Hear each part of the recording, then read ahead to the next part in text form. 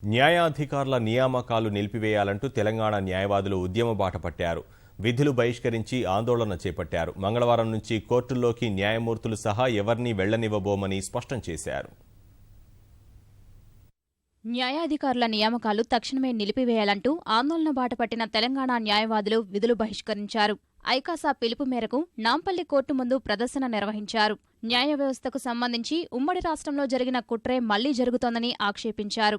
తెలంగాణకు వెంటనే హైకోర్టు ఏర్పాటు చేయాలని, ఈ విషయంలో కేంద్రం చోద్యం చూస్తుందని మండిపడ్డారు. తక్షణం హైకోర్టును విభజించి స్థానికత ఆధారంగా న్యాయమూర్తుల నియామకాలు చేపట్టాలని రంగారెడ్డి జిల్లా కోర్టు ఎదుట న్యాయవాదులు డిమాండ్ చేశారు.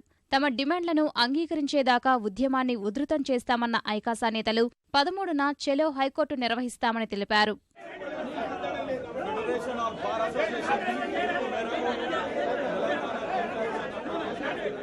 రేపు 2 హైకోర్టులు ఏర్పడినప్పుడు కూడా 2 రాష్ట్రాలకి ఆంధ్రప్రదేశ్ హైకోర్టు ఆంధ్రప్రదేశ్దే, తెలంగాణ హైకోర్టు కూడా ఆంధ్రప్రదేశ్గా మనం భావించాల్సి వస్తుంది. ఎందుకంటే వాళ్ళు కనుక ఈ ఆప్షన్స్ గిట్ట ఏదైతే ఇచ్చారో దాన్ని యాక్సెప్ట్ చేస్తే వాళ్ళే జడ్జిస్గా నియమింపబడతారు, వాళ్ళే రిజిస్ట్రార్స్గా నియమింపబడతారు, వాళ్ళే జిల్లా జడ్జిలుగా ఉంటారు. రేపు ఏదైనా రాష్ట్ర ప్రభుత్వం మంచి నిర్ణయాలు తీసుకుంటే ఆ నిర్ణయాలను వ్యతిరేకించడానికి హైకోర్టును సుప్రీంకోర్టును అడ్డుగా చేసుకుని అనేకమైనటువంటి స్టేస్ ఇవ్వచ్చేటువంటి అవకాశం ఉంది. ఆంధ్ర ప్రాంతానికి చెందినటువంటి జడ్జెస్ ఎవరైతే తెలంగాణ ప్రాంతంలో ఆప్షన్స్ ఇచ్చారో వాళ్ళ కోర్టులకు తాళాలేస్తాం. ఆ ఆప్షన్స్ ను విరమించుకోండి.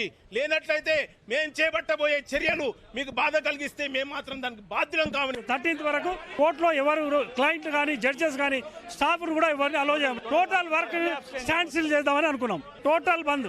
జిల్లాలోనూ న్యాయవాదులు విధులు బహిష్కరించారు. హన్మకొండలోని జిల్లా కోర్టు ఎదుట నిరసన తెలిపారు. ఖమ్మం జిల్లా కోర్టు ప్రధాన ద్వారం ఎదుట బైఠాయించి న్యాయాధికారుల నియామకానికి వ్యతిరేకంగా నినాదాలు చేశారు.